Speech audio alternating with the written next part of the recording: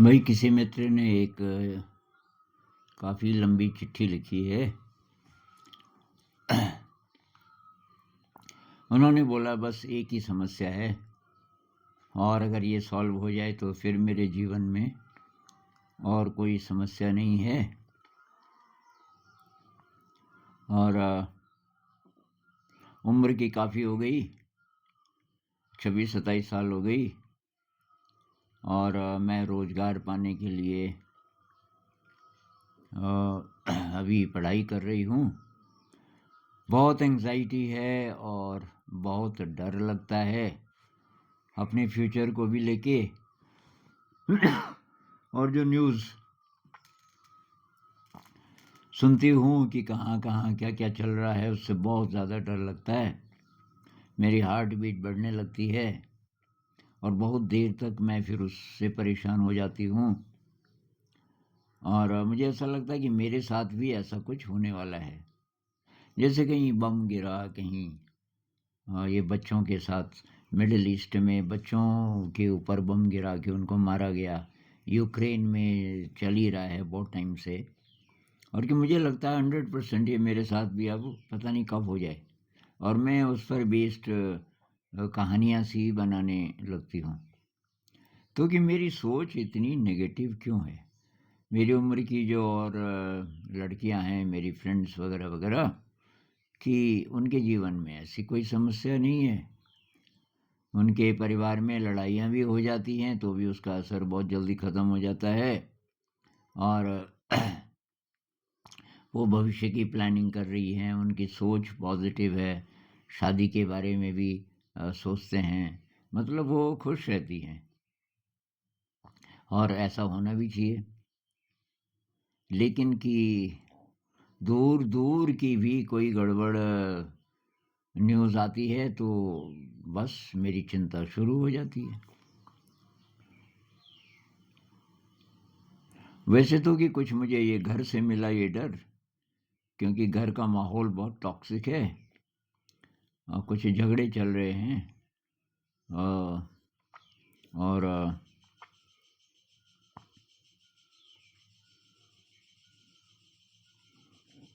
कि मैं पूरी दुनिया को शांत करना चाहती हूँ।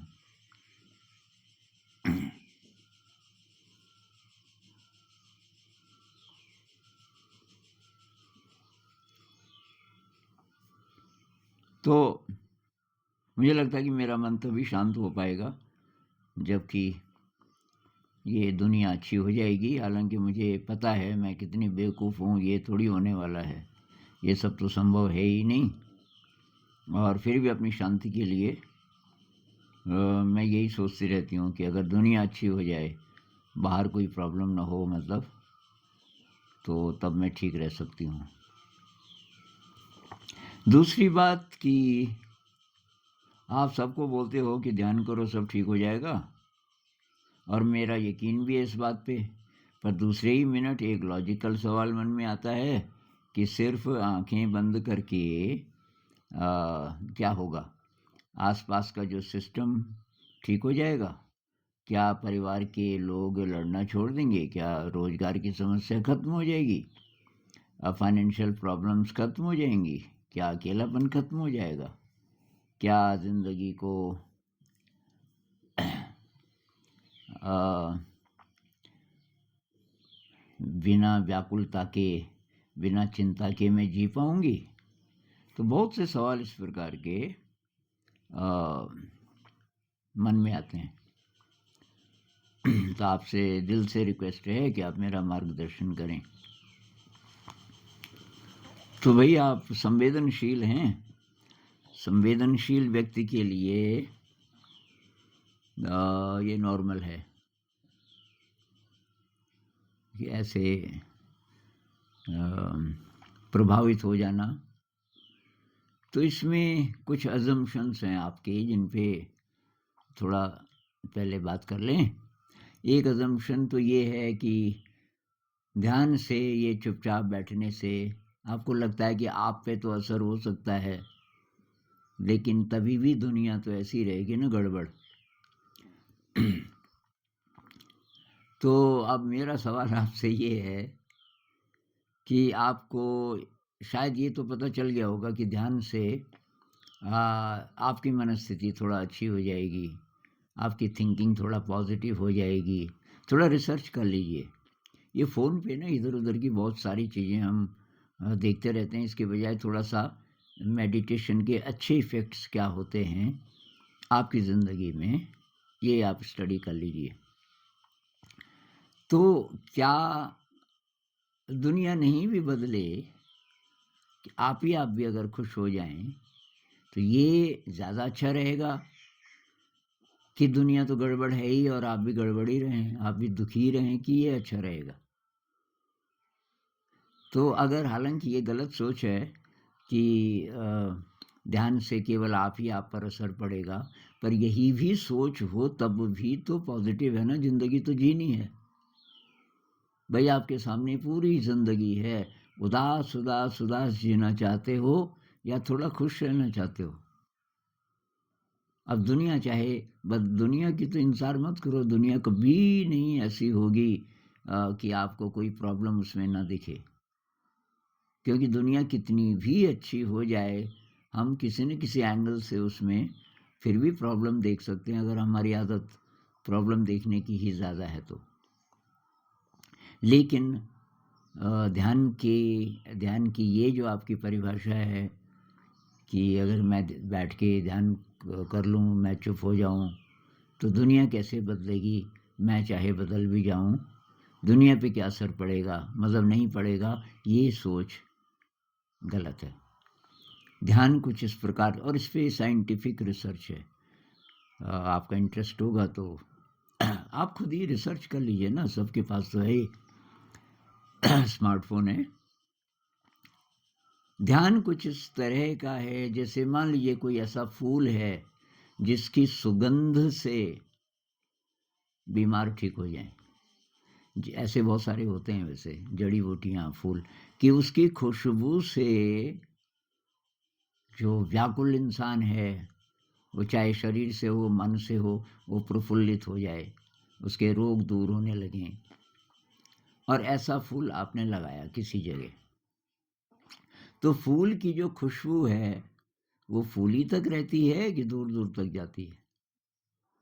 फूल की खुशबू तो फैलेगी ना, तो जहाँ तक फैलेगी, वहाँ तक सबका फ़ायदा होगा। ऐसे ही ध्यान भी है।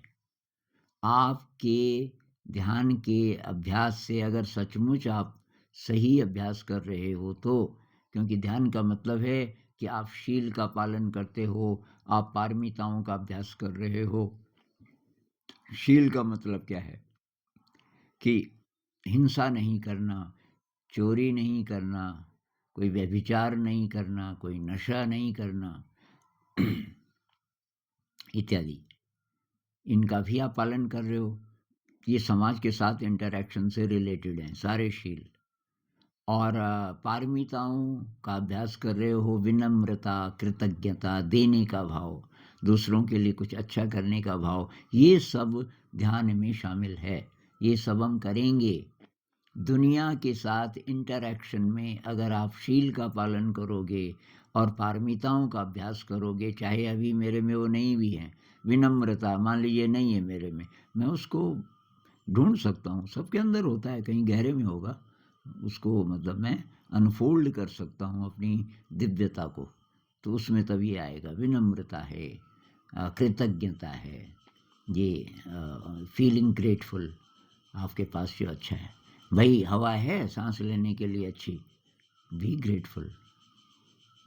धूप है, धूप बहुत ज़रूरी है हमारे लिए। साँस लेने के लिए हवा है, धूप है, रहने के लिए मकान है, कपड़े हैं, सब तो है। अब घर का माहौल टॉक्सिक है किसी का माहौल थोड़ा अच्छा हो सकता है, टॉक्सिक भी ठीक हो सकता है। तो दुनिया पहले ही भई बहुत ख़राब है, आप उदास रह के उसको और ख़राब करोगे। आपकी उदासी भी तो उसमें ऐड हो रही है ना। अरे उदासी धीरे-धीरे डिप्रेशन बन सकती है। फिर आप दवाइयाँ खाओगे उसको ठीक करने के लिए। तो डिप्रेस्ड मनस्थिति से और ज़्यादा आप समस्या बढ़ाओगे ना। आप कम से कम एक इंसान तो ठीक था, अब आप भी गड़बड़ हो गए। तो ध्यान से वही आपके वातावरण पर असर पड़ना शुरू हो जाता है बिना डायरेक्ट एक्शन के।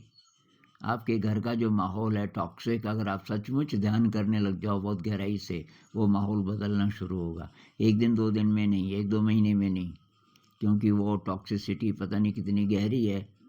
तो इस उद्देश्य से लेकिन ध्यान नहीं करना कि वो परिवार ठीक हो जाए, मैं ठीक हो जाऊं, मैं अपनी क्वालिटीज़ को, अपनी दिव्यता को अनफोल्ड कर सकूं, बस ये मकसद होना चाहिए, और तब उसका जो भी असर बाहर हो। तो कबीर साहब कहते हैं कि कबीरा संगत साधु की, जो गंधी की बास, गंधी कुछ भी दे नहीं तो भी बास सुबास। तो कबीर साहब के ज़माने में ये आर्टिफिशियल परफ्यूम तो होते नहीं थे, सीधे फूलों से, फूलों के रस वगैरह से बना होता होगा, तो उसकी खुशबू। तो जो गंधी है, गंधी का मतलब परफ्यूम बेचने वाला। तो परफ्यूम बेचने वाला की जिधर से गुजर जाए, आपके घर के पास से गुजर गया, थोड़ी देर उसने पूछा, हाँ जी चाहिए परफ्यूम, और गंधी कुछ भी दे नहीं, आपने नहीं लिया परफ्यूम तो चला गया, लेकिन वो खुशबू, परफ्यूम की खुशबू वहाँ रहेगी बहुत देर तक, कभी कभी कुछ घंटों तक। तो ऐसे ही मेडिटेशन है, कुछ नहीं आप कर रहे, आप किसी के घर में चले गए, कुछ देर बैठ गए, उस वहाँ का माहौल बदलना शुरू हो जाएगा इन अ वेरी सटल वे, बहुत सूक्ष्म तरीके से वो बदलना शुरू हो जाएगा। तो दूसरी बात, आप ये जो आपने मान लिया कि जब दुनिया बदलेगी तब आप कुछ, आपकी ज़िंदगी में कुछ खुशी आ सकती है, लेकिन अगर आप अपनी शक्ति बढ़ाओ तो एक्चुअली ऐसा नहीं है, इसका उल्टा है। आप शक्तिशाली बनोगे तब दुनिया बदलेगी। दुनिया में जितने भी इम्परफेक्शंस हैं वो इसलिए हैं कि हमारे बेसर इंस्टिंक्ट्स, हमारे जो एनिमल इंस्टिंक्ट्स हैं, हमारी नेगेटिव इमोशंस हैं, वो काम कर रहे हैं। क्यों काम कर रहे हैं? क्योंकि ज़्यादातर इंसान, जो लोग पावर में हैं, जिन लोगों के हाथ में ये सारे सिस्टम्स हैं, उन लोगों ने अपनी दिव्यता नहीं ढूंढी अभी। वो ढूंढना नहीं चाहते ऐसा भी नहीं, पर इग्नोरेंट है, उनको पता ही नहीं है कि अच्छी ज़िंदगी क्या होती है। तो वो सोच रहे हैं कि मटीरियलिस्टिक अप्रोच से वो खुश हो सकते हैं, ज़्यादा पैसा हो, नेशन के लेवल पे फिर ज़्यादा रिसोर्सेज हों। तो मिडिल ईस्ट में जो सारा हो रहा है, वो तेल के कुएँ फूके जा रहे हैं, उसके पीछे कारण क्या है? मिडिल ईस्ट में ये है, पेट्रोलियम है, उस पर कब्जा करना चाहते हैं ये बड़े बड़े देश, जिसमें जितनी ताकत है कैसे करके उसको हड़प लें, इसलिए लड़ाई होती है। यूक्रेन की लड़ाई के पीछे भी यही कारण है, क्योंकि वहाँ रिसोर्सेज हैं, तो रूस चाहता है कि इस पर किसी तरीके से कब्जा किया जाए। तो नेगेटिव इमोशन हावी है पूरी दुनिया में। उसका कारण है कि लोग अज्ञानता में जी रहे हैं, क्योंकि इस अप्रोच से कि किसी तरीके से मटेरियल्स के द्वारा मैं अपनी ज़िंदगी को या अपने देश को बेहतर बना लूं, ये एक्चुअली डिस्ट्रक्टिव तरीका है, इससे कुछ अच्छा होने वाला नहीं, इससे बुरा ही बुरा होगा सभी का। अब ये बदलेगा कैसे? तो हिस्ट्री में देखो, जब भी कोई बदलाव आया इंसानों की सोच में, उनकी लाइफस्टाइल में या टेक्नोलॉजी में, तो वो बदलाव कैसे आया? और आप देखोगे कि उसके पीछे अकेले अकेले इंडिविजुअल्स थे ज़्यादातर, या कोई बहुत छोटा ग्रुप 2-4 लोगों का, उनके कारण क्रांति आई बहुत बड़ी। इंटरनेट जिसने ये कम्युनिकेशन के फील्ड में क्रांति पैदा कर दी, तो ये कितने लोगों का इन्वेंशन, बहुत लोग नहीं थे इसके पीछे, कुछ ही लोग थे। जिन लोगों ने साइंस की नई नई चीज़ें ढूंढी वो कौन थे? और कितने थे? बहुत कम थे। रिलीजन में देख लो कि भई ये बुद्ध का जो आंदोलन था, तो बुद्ध का भी यही था कि पूरा समाज बदले, कैसे बदलेगा? उनकी रिसर्च बहुत बारीक थी कि इंडिविजुअल पहले बदलेगा। आप पहले खुद को बदलो, फिर धीरे, धीरे, धीरे आप के अंदर वो क्वालिटी आएगी कि आपकी इच्छा भी होगी कि मैं औरों के लिए कुछ करूं, और आप तब औरों पर औरों की ज़िंदगी पर असर डाल पाएंगे, अच्छा असर। और ये हो भी रहा है। दूसरी बात आपने बोला कि मेरे साथ के जितने हैं वो सब खुश हैं। दरअसल वो संवेदनशील नहीं है। ये अगर इसको प्रॉब्लम कहें तो प्रॉब्लम ये है कि अलग-अलग एनर्जी लेवल पे इंसान जीते हैं। तो वो लोग बस उसमें खुश हैं, वो मटेरियलिस्टिक हैं और वो ज़्यादा गहरा नहीं सोचते। आपकी जितनी सहेलियाँ वगैरह हैं वो इतना ही सोचते हैं, अच्छी जॉब मिल जाए, अच्छा पति मिल जाए, बस। और कोई समस्या भी आती है इसलिए वो ज़्यादा गहराई से प्रभावित नहीं होते, क्योंकि संवेदनशीलता उनकी उस प्रकार की कम है। आपकी वो संवेदनशीलता तो ज़्यादा है लेकिन डेंजरस है, क्योंकि आपके अंदर शक्ति नहीं है। संवेदनशील होना अच्छी बात है, लेकिन तब अपने को ठीक कैसे हम रखें? भाई दुनिया में ये जो सब हो रहा है उससे हम प्रभावित हुए बिना तो नहीं रह सकते, मतलब उसका प्रभाव तो पड़ेगा। कितना गहरा और कितनी देर तक, ये डिपेंड करता है कि शक्ति कितनी है। क्योंकि आप लॉजिकली सोचो कि मिडिल ईस्ट में जो गड़बड़ हो रही है, लोग मरे वगैरह, बच्चे मरे किसी जगह बम से, आपके नेगेटिव होने से आपके अंदर गुस्सा आ सकता है, खीज आ सकती है, आक्रोश आ सकता है, निराशा आ सकती है, हताशा आ सकती है, हेल्पलेसनेस आ सकती है। ये जो भी मनस्थितियाँ आपके अंदर आ रही हैं, इनसे क्या वहाँ स्थिति बदलेगी? नहीं बदलेगी ना। कुछ अच्छा होगा किसी का? आपके नेगेटिव इमोशंस से किसी का भला होने वाला है? दुनिया का तो नहीं होने वाला, आपका? आपका भी नहीं होने वाला। आपकी ज़िंदगी और ज़्यादा विषाक्त होती जाएगी, क्योंकि आप ज़हर घोल रहे हो उसमें। नेगेटिव इमोशन मतलब ज़हर। तो कृष्णमूर्ति जी बोलते थे कि समाज को वो बदल सकता है जो खुश है। Only a happy person can be a good social worker. जो खुद ही उदास है वो कुछ नहीं कर सकता। तो भाई आपसे मेरी रिक्वेस्ट है, ध्यान का जरा अच्छा अभ्यास करो पहले तो, और जो जो आप अच्छे कर्म कर सकते हो अपने आसपास वो करो, और भविष्य को भूल जाओ। ये चिंता मत करो नौकरी मिलेगी कि नहीं मिलेगी इत्यादि। परिवार का माहौल टॉक्सिक है, इससे भी निराश होने की ज़रूरत नहीं है। न ये जिद होनी चाहिए आपकी कि परिवार को मैं ठीक करूँगी, पता नहीं हो ना हो। भाई दूसरों पे हमारा कोई डायरेक्ट कोई असर पड़ ही जाए, कोई ज़रूरी नहीं, लेकिन हम अपने को ठीक कर सकते हैं और उसका असर पड़ता है। मैंने किसी वीडियो में शेयर किया था, किसी घर का बहुत टॉक्सिक माहौल था। पिताजी घर छोड़ के चले गए थे क्योंकि माँ बहुत ज़्यादा, मतलब उन दोनों की लड़ाई होती रहती थी, और एक दिन माँ ने ज़्यादा ही बोल दिया तो पिताजी चले गए। तो जो बेटा था ये भी चला गया, ये कहीं जॉब किसी दूसरे देश में चला गया और घर नहीं आना चाहता था। पर इसको स्ट्रेस एंजाइटी होने लगी बहुत ज़्यादा। किसी ने बोला ये 10 दिन का विपश्यना कर ले, वो करके इसने कहा मैं यही करना चाहता हूँ। वापस अपने घर आया और वहाँ एक कमरा था जो जिसमें कोई रहता नहीं था, छोटा सा, वो टॉप फ्लोर के एक कोने पे। उसने कहा ये मेरे लिए साफ़ कर दो। उसकी 2 भाभियाँ भी थी और वो ध्यान करने लगा। तो उस वीडियो को आप देख लेना, धीरे धीरे धीरे पूरा माहौल बदल गया उस परिवार का।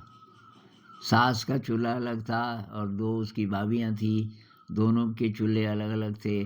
पिताजी वहाँ रहते नहीं थे, लेकिन बाद में पिताजी भी वापस आ गए और सारा परिवार दोबारा से